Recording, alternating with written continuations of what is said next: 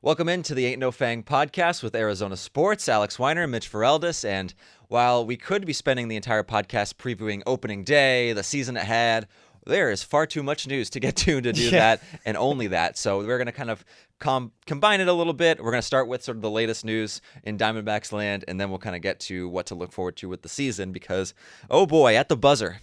Less than 48 hours before the Diamondbacks were to take, or actually, was it less than 48 hours? About 48 hours. It was very, very darn close to under 2 days remaining until the start of the season. The Arizona Diamondbacks have reportedly agreed to terms with left-handed pitcher Jordan Montgomery, who was one of the, there we go, round of applause for the Diamondbacks capping off an offseason. Mike Hazen at the buzzer. Man, this felt like a piece that they could have added months ago, and instead it feels like they're getting him at a discount. And I get it, $25 million for a season is a lot of money, but he was projected to at least hit in the 30 range, like compared to what Blake Snell got this offseason, right? And it's the same agency, obviously, headed by Scott Boras. This feels like a steal almost. That I saw, I think it was Keith Law reacted to the news, and he said 29 other teams should be hanging their head in shame. And Paul Sewald reacted to that tweet by saying, he did. Not us. Not the winners, though. So to set this up, Jordan Montgomery, 31 years old, left-handed pitcher who kind of went into the offseason as one of the big four free agents under Scott Boras with Cody Bellinger, Blake Snell, and Matt Chapman, all of whom signed pretty late in the offseason. Obviously, Montgomery, the latest, is now he finally, it's not even official yet as of Wednesday morning, but he's reportedly joining the Diamondbacks mere hours before opening day, it seems. And you mentioned it, $25 million for 2024. There is a reported vesting option for 2025, which he can opt into or opt out of if he gets 10 starts in 20. If it's 10 starts this year, it goes to $20 million. If it's 18 starts, he gets an extra $2.5 million. If he goes to 23 starts, it's an extra $2.5 million and can get up to $25 million again. So, and just generally speaking, based on his stats, we'll get into it in a second, it seems like easy numbers for him to get to, right? He has been about as dependable and durable as a starting pitcher has been in the past 3 seasons. Yep. And that is with a lot of change because you remember, in 2021, he was with the Yankees. In the middle of 2022, he gets traded from the Yankees to the Cardinals. In the middle of 2023, he gets traded from the Cardinals to the Rangers, and then he's huge for them down the stretch into the postseason. Terrific in the ALCS. He starts a World Series game against the Diamondbacks, which was the only D-backs win. That was in Arlington. Not that he threw particularly poorly in that game, and he pitched amazing against the Diamondbacks earlier in the season. So that is who you're getting, and he's somebody who is, with all that change, has started 30-plus games in each of the past 3 years. He's had an ERA sub-4 in each of the past 3 years, 3.20 last year. It's continuously gotten better. And while he's not like a huge strikeout guy who's going to pump 95, 96, he is somebody who limits hard contact pretty well, and he doesn't walk a ton of guys. Kind of a very different profile from what the Giants got in Blake Snell, essentially. So that is somebody who you're adding to not be your ace, but in the middle of a rotation with Zach Gallen, Merrill Kelly, when healthy, Eduardo Rodriguez, who we'll talk about a little bit since he's going to start on the injured list with a lat strain, Jordan Montgomery, and then Brandon Pfaadt. That's your 5 when you're healthy. That's pretty feels darn good deep. To me. That's pretty darn deep. I mean, even think about the postseason. Like, no disrespect to Pfaadt, but he's kind of the one that gets cut off at the time when you go down to 4 starters in the rotation, and you've got Gallen, Kelly, Eduardo Rodriguez when healthy, and Jordan Montgomery. That feels way better than anything we got out of the Diamondbacks rotation last postseason. So I already thinking that far ahead, feel way more confident about this team when the postseason rolls around. And just for a depth perspective, because we're already going to have a situation where neither Montgomery or Rodriguez will start the year in the rotation. Yes. But, they feel comfortable with Tommy Henry and Ryan Nelson to hold down the fort a little bit. And then eventually you'll have your 5 guys. It may not stay that way. Obviously, pitching can fluctuate a little bit. Guys get hurt. That happens. But they have even more depth to turn from, where you're not like digging into the minor leagues so early. You can kind of take your time with some guys who are younger. And, as we mentioned, when fully healthy, if you're going into the postseason with this as your potential rotation, if it's all intact, then you're looking at, maybe Brandon Pfaadt as a long man. But obviously there's a long way to go before getting to that. But this feels like a home run as far as being able to, for the value that you are giving out, to get somebody of Jordan Montgomery's caliber based on what people thought he would get in the beginning of the offseason, it's an incredible win. And you're right with that Keith Law tweet, because Oh my God, there are so many teams who it felt like more of a pressing need to have Jordan Montgomery be in their rotation. A reunion with the Yankees felt like the most popular one in the last couple Sure, of weeks. the Red Sox have been linked to him many times in the offseason, but have not pulled the trigger, and that will not get to. I think of the Mets as a team that, Kodai Senga is down, but they added JD Martinez, and they have a lineup that seems like ready to they go. still want to compete. Yeah. Exactly. There's just so many teams out there that could have used him, and for the Diamondbacks, who, when healthy, you'd think, a Gallen, Kelly, Rodriguez fought Nelson or Henry rotation could do the trick. Now you're adding even more of a strength to the rotation that was already looked pretty well upon. So it's interesting because I think about the rotation and I think about Gallen, I think about Kelly, Montgomery, Rodriguez when he's in, and Brandon Pfaadt. They don't really all throw that hard, if I'm thinking about it correctly. Like, Pfaadt is kind of the hardest thrower. He gets to what, 96 if he gets into his peak. So like these guys in this rotation are topping out at most 93, 94, but they've now got a much better defense behind them in the infield. We already know about the outfield defense and how valuable it has become. The infield defense, with the addition of Eugenio Suarez now at the corner, Geraldo Perdomo established as the everyday shortstop, Ketel Marte playing where he wants to at second base, and then we don't need to say much about Christian Walker. Gabby Moreno's a Gold Glover. This defense is set up perfectly to match what this rotation does best, which is force weak contact on the ground and not a ton of fly ball outs. So if the ball were to somehow escape the infield, you have great defense behind those four to set you up and not allow too many extra base hits. And then at the same time, anything hit in the infield almost feels like a guaranteed out at this point. Yeah, and they have some fly ball pitchers in the staff, obviously, but and you mentioned the outfield being so good. It's a very key point what you make, because when you look at the Diamondbacks, it's like, okay, their lineup compared to this lineup, their rotation compared to this rotation, which we will do in a second. The big advantage that they have over other contending teams is defense and base running. That was the case last year for much of the season. When they were at their best, those were easy strengths for them, and it should be going forward. And, for Jordan Montgomery now, as somebody who's going to, get the ball on the ground a decent amount, you're totally right. And he's going to work with Gabby Moreno, who's continuing to, establish himself as somebody who is not only a stellar defender at throwing guys out, but in all the other details of being an everyday catcher, including planning with your pitcher, game calling, all that stuff. So, yeah, this feels like if you are a pitcher, this is a pretty good spot to land in, given everything that you were handed to. Not to mention you get to work with Brent Strom. Yes. And so that's not a bad incentive either. There's a lot of praise around Brent Strom ever since he took the Diamondbacks job. Of course, he kind of helped revolutionize the Astros pitching staff to what it is today, and everything he's done so far in Arizona, specifically with Brandon Pfaadt, tweaking how his approach to every start has gone. It's very tangible. You can see the improvement of this pitching staff with Brent Strom leading the helm. Absolutely. And even some of the younger guys, like Tommy Henry and Ryan Nelson, have both had really solid camps. Henry more recently, last couple starts, he's been really good, making some lower body adjustments. Ryan Nelson has been in camp pretty much the entire offseason, and he had about as good of a spring training as anybody in the rotation. And so now those guys are going to be depth pieces potentially for you, or maybe, I don't know what they want to do with them. Yeah. This is all very fresh. The reports happened last night, and we'll get some more clarity today.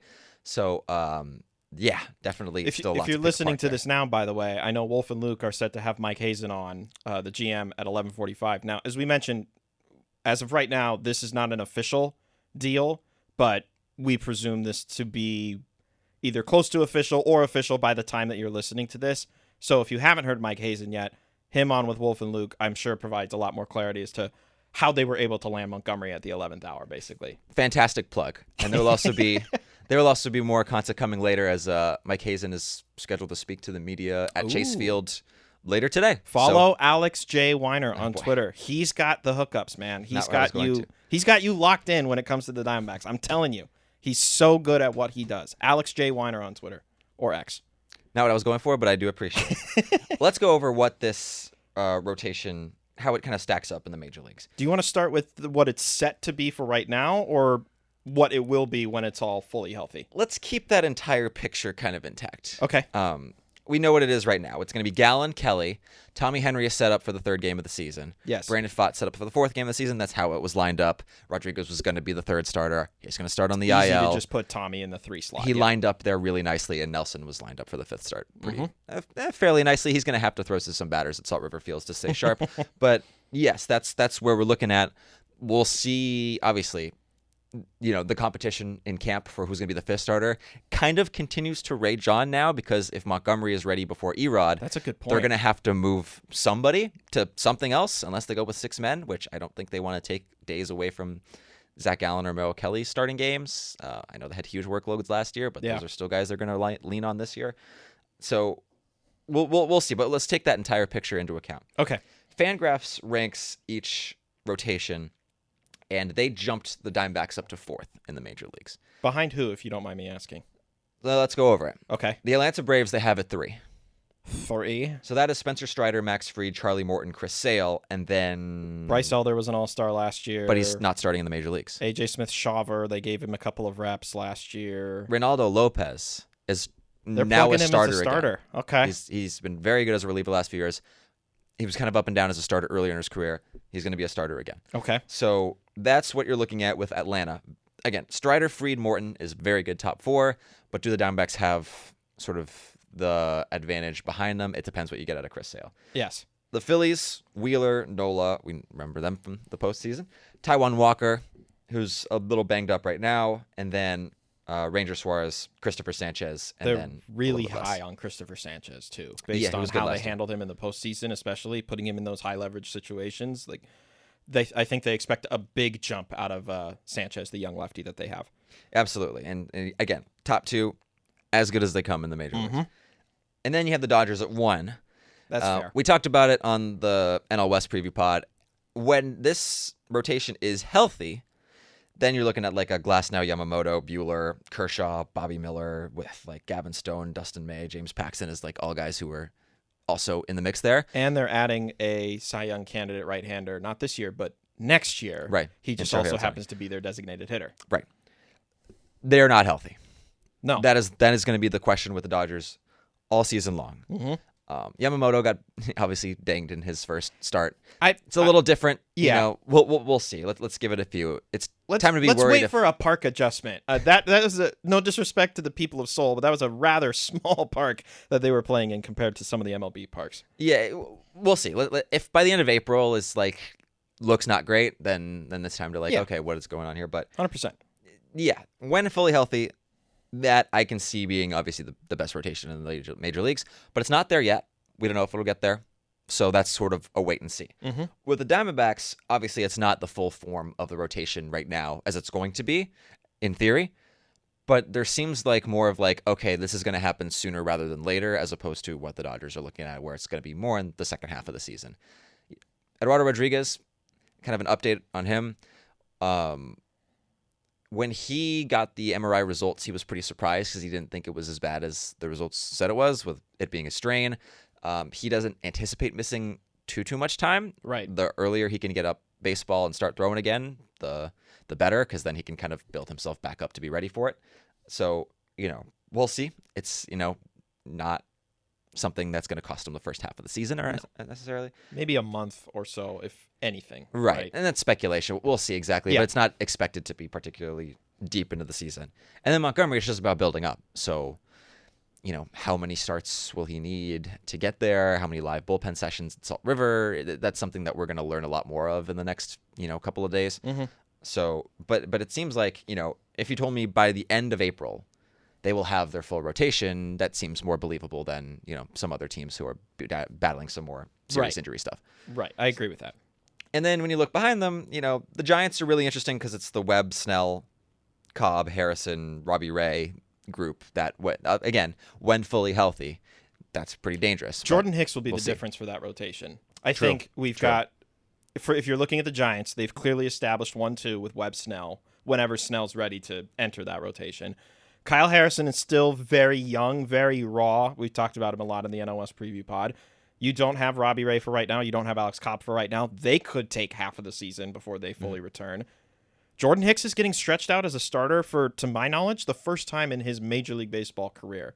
After some up and down, but lately more up appearances as a high leverage reliever for St. Louis and then Toronto for half of last year.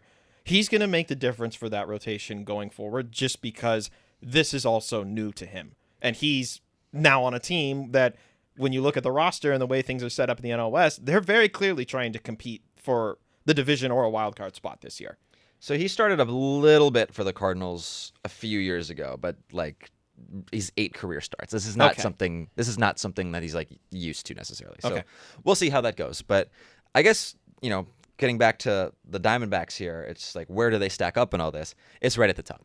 I mean, I like them in the top 5. Right at the top. I don't know if I like them behind the Braves necessarily, because Chris Sale was pitching better in the latter half of his final season with the Red Sox, but ever since that 2018 season, man, he has not been able to stay on the mound whatsoever. So probably 3rd through 5th, if we had to like gauge it going into the season, probably. I would think so. Yeah.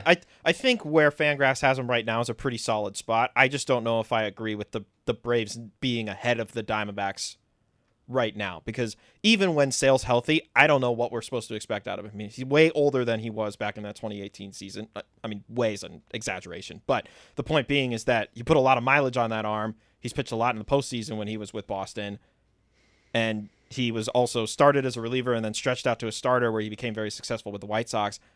I don't know what we're going to get out of Chris Sale, and I don't know if that necessarily just automatically makes them a better rotation as a whole than the Diamondbacks just because of Chris Sale. Yeah, and I guess, going to like what this actually means for like looking forward to the Diamondback season. Base running is a huge advantage. Mm-hmm. Fielding is a huge advantage.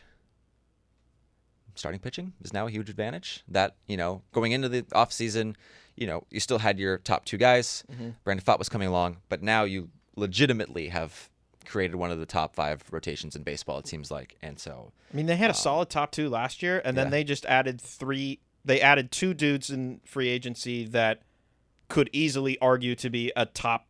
Could be a 2 starter on a part lot of a second starter. Exactly. And then they're getting the most out of a second year. He was a rookie last year, a couple trips up and down, and has really figured it out, and figured it out on the biggest stage too, Brandon Pfaadt. Right.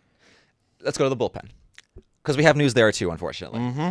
Because that's Paul Sewald has an oblique strain, grade 2.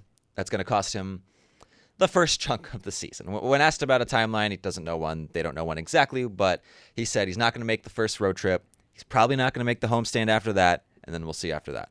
So that's most of April. We'll see if it's at the beginning of May. We don't know. But for the time being, this is a bullpen that really benefited from having a set closer, a set setup man, a set 7th inning man, and then kind of working backwards from there. Mm-hmm. Torey Lovullo likes to work games from the 9th inning and go up, so now he has to do that a little bit differently. He hasn't necessarily committed to Kevin Ginkel being the closer, and asked Kevin yesterday, and he said he hasn't heard anything about like being the quote-unquote closer, but it's the logical choice considering he is the setup man. He got a few saves last year. It was kind of trending in that direction that he would take over that role before the deadline, and then they get Sewald and everything kind of falls into place. So now with Paul Sewald out, it puts a little bit more pressure on this group. 100%. And the biggest reason as to why the bullpen was so successful when they were last year, in my opinion, was because of the acquisition of Sewald. And to your point about Torey liking to work backwards from the 9th inning and setting it up backwards, it's easy when you automatically know who your 9th inning option is going to be. And we've seen Torey Lovullo as manager in the past. He's had set closers before. None of them have been stellar by any means. Like there was the fun Fernando Rodney season in 2017. You say fun in a way that many other people would not say fun. Fernando Rodney season. They tried Brad Boxberger for a spin. They tried Mark Melancon a couple of years ago. This was the first time that they've truly been successful with, you are the established closer and you are going to close the games for us. I think Kevin Ginkel's got that dog in him. And we saw it in the Braves series when he's he's staring down Ronald Acuna Jr. back to third base. That was a little silly. It was a little silly, but still, but he saved that 16-13 game, that marathon game. Absolutely, he was the guy who got that done. It's critical outs to get against, at the time, the best team in Major League Baseball last year, and I think he's going to be able to do that again. Like you don't trust him in high leverage situations if you don't think that he's good for high leverage situations. Right? Yeah, and you mentioned like the most important thing for that bullpen was getting Sewald. That's probably true. But man, Kevin Ginkel's ascension from, somebody who's he was optioned earlier that year, and turning into what he turned into by the end of the season, I think is right up there with why the bullpen did what it was able to do. It's going to be a little bit different. They'll see if they get similar success out of Ryan Thompson. If some of the other guys, like, how does Miguel Castro, Scott McGuff hold up sort of in the middle innings, somewhat late innings? Who's going to be in the seventh inning, that go-to guy? They're going to have a long man early with Bryce Jarvis. And so it's going to be a little bit different than I'm sure they imagined. But can Kevin Ginkel be a good major league closer when given the opportunity? And then once Sewald gets healthy, they kind of slide everything back into place and click. Can it hold up? Because last year, for as good as they were for much of the season, a big problem became holding on to leads late. Again, we'll see what it looks like with Kevin potentially in more of a regular closer role, because we only got a snippet of that last year. Right. But he is the logical choice, and it's going to be a great opportunity for him and for the organization to see, okay, could this guy maybe be the closer going forward with Sewald in the last year of his contract too? So the Ginkel ascension, and you can disagree with me if you want. It sounds like a movie. The Ginkel Ascension, now in theaters. The Gink Ascension. It feels reminiscent to Archie Bradley to me. When he got that first opportunity to be the closer for this team. Granted, Archie's bring up with the organization was a little bit different. He was seen as a top prospect across Major League Baseball. Starter. When he was in the organization. He was seen as a starter. Kevin Ginkel, for the most part, I don't have where he was drafted up in front of me, I apologize, but it feels like he just almost came out of nowhere, made the most of a very, very prime opportunity, and has now taken the bull by the horns and ripped the bull down to the dirt and said, no, I'm the bull now, right? To going back to my point about Kevin Ginkel's got that dog in him, he's feisty. He fits kind of the mold of the closers that you remember from like the 90s, like the real gritty and grindy, rough and tough closers. Who was the closer that the Diamondbacks had a few years back who did he's famous for the gif where he does the deep breath and then he stares into your soul with the quick dart to the face? That would be their bullpen coach, Mike Fetters. Mike Fetters. Thank you. He's got a little bit of Fetters in him, right? He's got that intensity, and he'll let it out when he's successful in the later innings. That point is coming if he gets the save, that's for sure. You have the Fernando Rodney, he'll do the arrow. And he's got the point to the sky. Got the point to the sky. Ginkel was drafted 3 times. So he was drafted in 2014 by the Giants. Interesting. Was drafted again in 2015 by the Red Sox. And then in 2016, out of the University of Arizona, he was drafted by the Diamondbacks in the 22nd round, which no longer exists because now there's only 20 rounds. Right. And so it's been a little bit of a different rise, but he became a top 30 prospect for them. And it just, injuries, weird seasons with the organization in 2020, 2021. He was left up for grabs essentially and stayed in the organization, and now he's going to be the closer. If anything, the biggest tweak, maybe he might be the closer. Maybe we don't know yet. If anything, the biggest tweak that he made was not going so deep down when he's in the stretch. You know how he used to really stick his butt out and squat down low before he came to set? Now he just kind of does like a little mini thing. Maybe that's the difference. Maybe that's all it took. And with that, let's get into some preview stuff for the season. Let's go. For opening day weekend, because it is this Thursday. That is tomorrow from when we are recording this. It's crazy. They play 4 games against Colorado Rockies, then 3 games against the New York Yankees. And so for a second, what an opening 7 days. Oh, yeah. You start with maybe your easiest competition in the National League, and then right after that is the most recognized name in Major League Baseball in the New York Yankees. If you want to really promote it, you would say you start with a division rival and then the most recognizable name in the major promoting. leagues. Apologies. But yeah, it's here. So in the spirit of opening day being here, I have 10 questions. Okay. For what to look for with this Diamondbacks team going into this year, because last year they did something that nobody from the outside thought that they were going to do, which is not only make the playoffs, but make a run to the World Series and become 3 games short of championship. And now you're running back essentially the same team with a lot of pieces on top of it to build out the depth. At the same time, last year they were healthy. This year they're starting off the season with some injury adversity out the gate. So what constitutes potentially as a successful season for them. My first question is, what does year 2 Corbin Carroll look like? Because, oh man, did he blow away everybody's expectations in year 1. I mean, a 25 home run season with 54 stolen bases to win the Rookie of the Year easily, without any sort of doubt.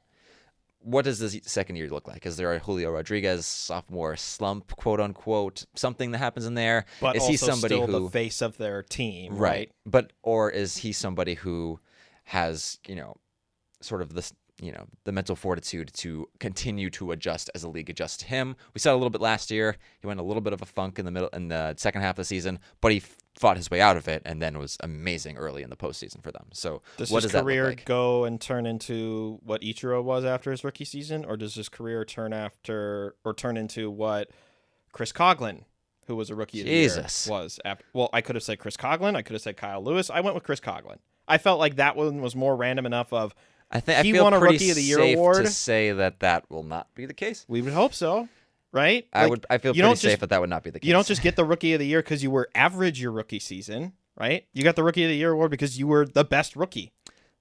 That's true, but the best rookie can mean different things in different years. Last year was a pretty good year for Rookie of the Year competition, and he blew everybody out of the water. So I feel pretty good saying he will not be the Chris Coughlin. I'm not trying to piss people off, I promise. I'm just trying to give examples of these guys have won Rookie of the Year. What is the sort of that next version? What is that next level that he could potentially get to? Okay. That's my first question. Cool. My next one is kind of interesting now because it's different. Can the young rotation take steps forward, especially in lieu of the Eduardo Rodriguez injury? Bummer. Now it's a little bit different, but it still stands because early in the season, they're going to be leaning on Ryan Nelson and Tommy Henry, at least for the foreseeable future, to help balance out that rotation with the top two in front. How long that lasts, I don't know. We'll see exactly when Montgomery gets in and when Rodriguez gets healthy and what exactly they want to do with those guys. We talked about that earlier. Can the D-backs remain one of the best defensive teams in baseball? Because that has been, again, that sort of ups their floor a little bit. We talked about that a little bit. So that's my next one. My next one's a little fun. Will the D-backs recreate the chaos? I have no reason to believe they wouldn't be as aggressive on the base paths. We'll see what the bunting. Sometimes the bunting drives you crazy, but sometimes they can bunt for hits and get guys on and steal second base. Right. That's just something a lot of teams can't afford to do.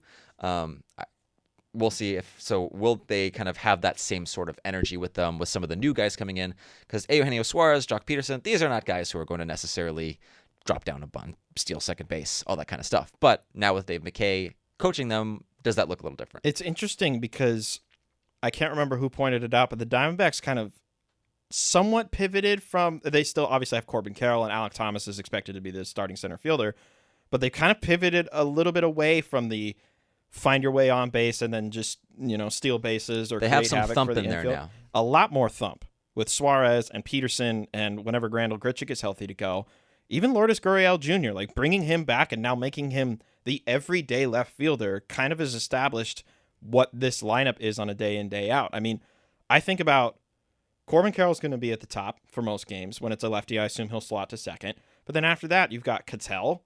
Gabby's got some thump. Christian Walker. Jock Peterson on most days. Gino. And now Lourdes. Like, that's a lot of thump in the middle of an order. They have a lineup full of guys who could change the game in one swing. Right. Which is different. It's not, last year they did a good job of this, of, sort of producing runs in different kinds of ways. Will their run production increase by having more guys who can go yard? Will it kind of change the way that they look as a team and how other teams view them? That's going to be one. And I think the chaos is going to start more from the bottom of the order now. Because Alec and Geraldo are going to be 8 and 9 for most of the games this season. Yeah, if Thomas and Perdomo get on base ahead of the top of the order, then the wheels literally will start moving. I had another question on here was how will the newcomers impact the lineup? That's how the newcomers will impact the lineup. Boom. Look at us. Are Brandon Pfaadt's biggest lumps behind him? Because obviously he's going to be a key to this. A little bit less so now because Jordan Montgomery there and they have the depth to kind of manage. If, somebody has a bad couple of weeks, what happens if somebody has a bad month? Can you kind of I was going to say, can we tangent off of that question for just a second? Sure. Would you prefer that they keep Ryan and Tommy up in the major leagues for the sake of keeping them on the roster? Or would you rather them be in AAA with Reno and get regular starts in a rotation? Yeah, just in case. I'm sure they're going to have at least one of those guys do that. Okay. Maybe you split them. I don't know. and one can be a long man. I think, and maybe Bryce Jarvis is like so good in that role early on that they were like, okay, let's keep the starting pitching depth. In the bullpen, yeah. We'll see, but there are plenty of options. These are good problems to have, and there are plenty of options going forward with that. But I imagine at least one of them would be, if that's the direction that they want to go in, kind of ready and in waiting. Okay, essentially. But yeah, will Brandon Pfaadt can kind of continue this ascension. Breakout is weird because on one hand, it's like, was his postseason run his breakout because he was so good in those games, going into Philadelphia and getting a win and that Dodgers hostile game environment. Yeah, exactly. I mean, was that his breakout, or do we have to see it over a full season? I guess there's kind of different versions of what a breakout is. But yeah, obviously last year, when you look at the totality of his rookie season, as low as you can get and as high as you can get. So what does it look like if he's in the rotation for a full year?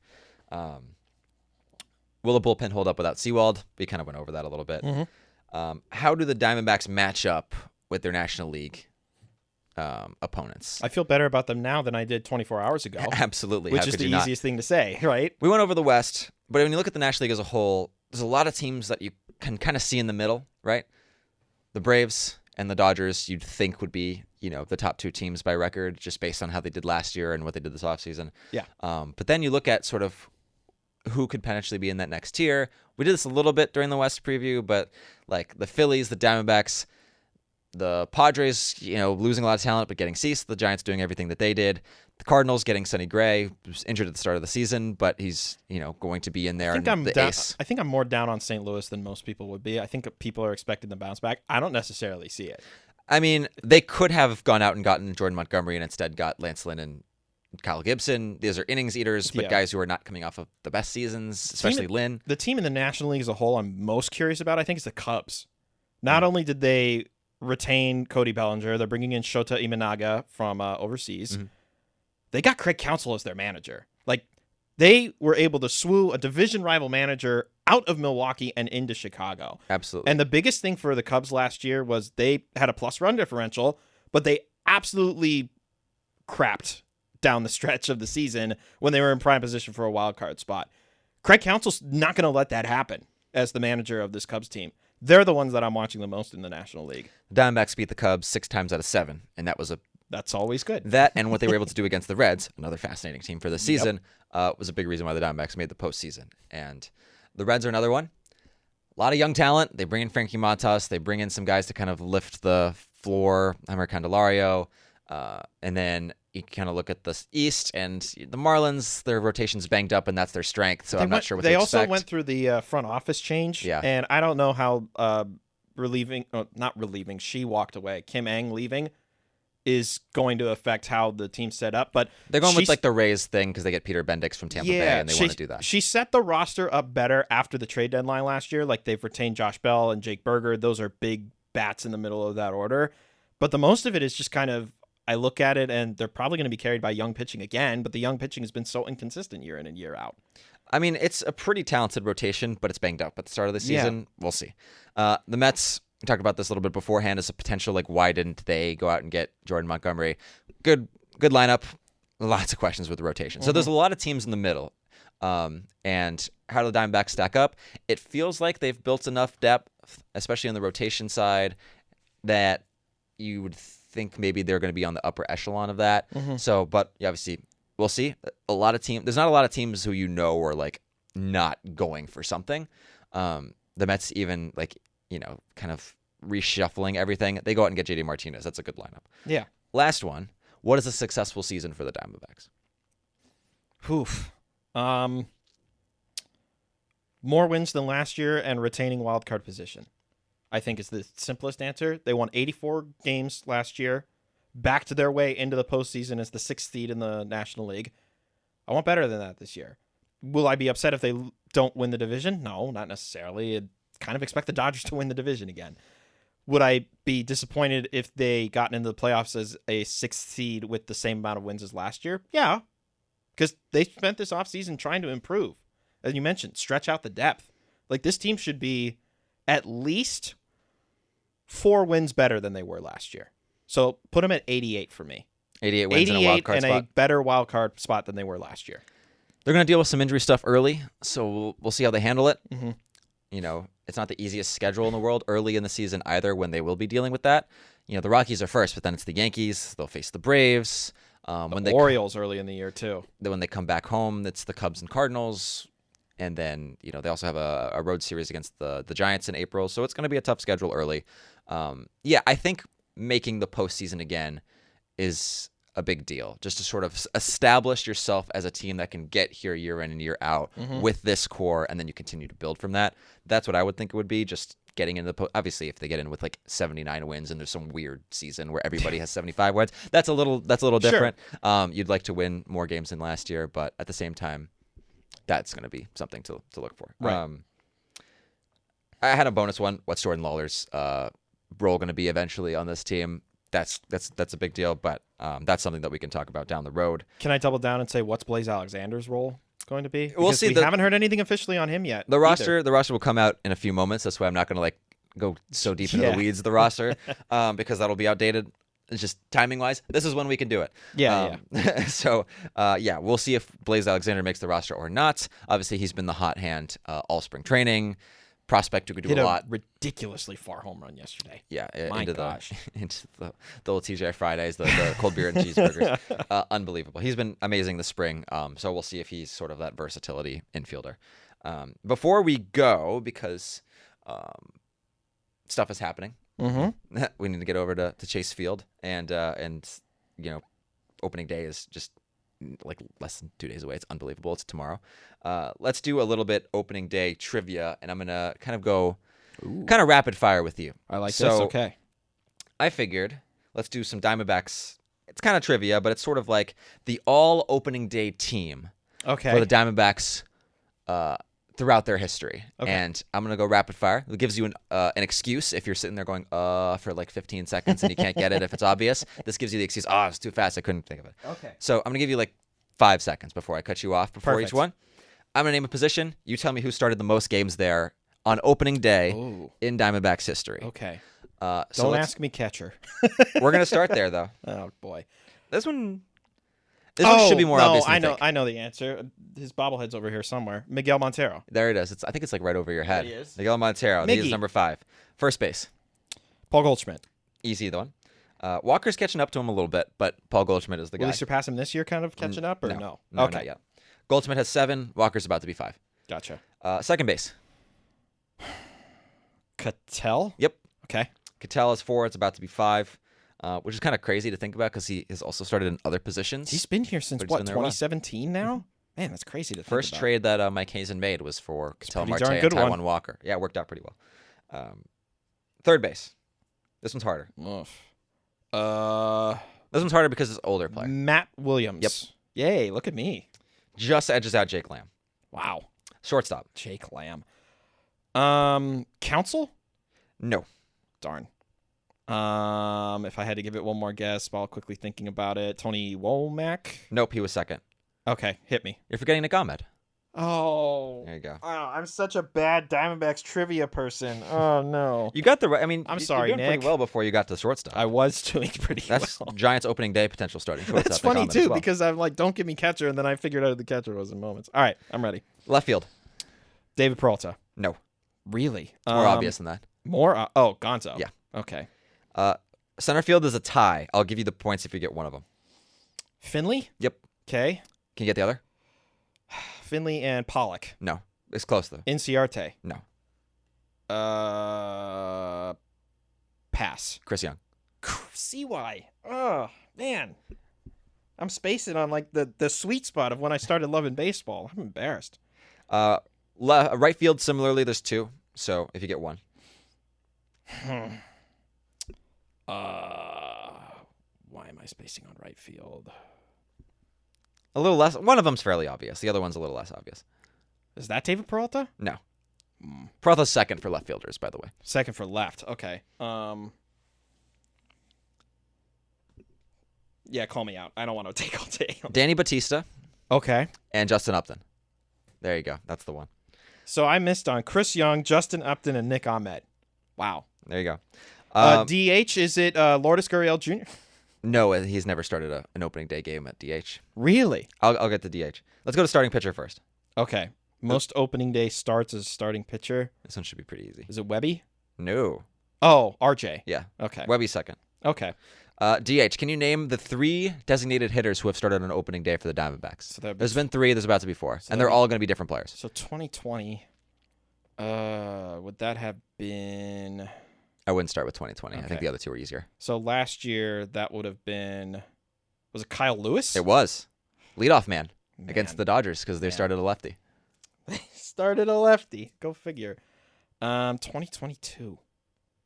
Kyle Lewis, by the way, unbelievable spring training last year. Just one of those guy who absolutely raked in spring training, and it didn't not really much work in the majors, unfortunately. It was a weird season. He had it was that a Matt illness for Matt trade, one for one, right? Like, here, you take our guy that didn't work out. We'll take yours. 2022 DH. This should also be. Was this the year after the 54-win team, right? Yes. So they probably didn't do much in the offseason. Was it Escobar? Nope. Was it? He wasn't there anymore. Okay. Was it David Peralta? No. You're going to hate yourself. I probably will. Hit me. National Beer Day.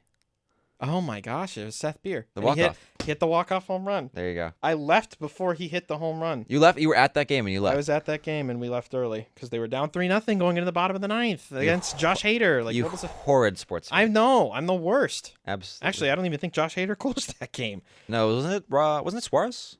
Robert Suarez? I think it was Robert Suarez, right? Might have been. Yeah. It had to have been a righty because think no way Seth Beer was hitting that off a lefty. And then in 2020, it was Christian Walker. Okay. So So who was first base? Jake Lamb. Jake Lamb? Yep. Wow.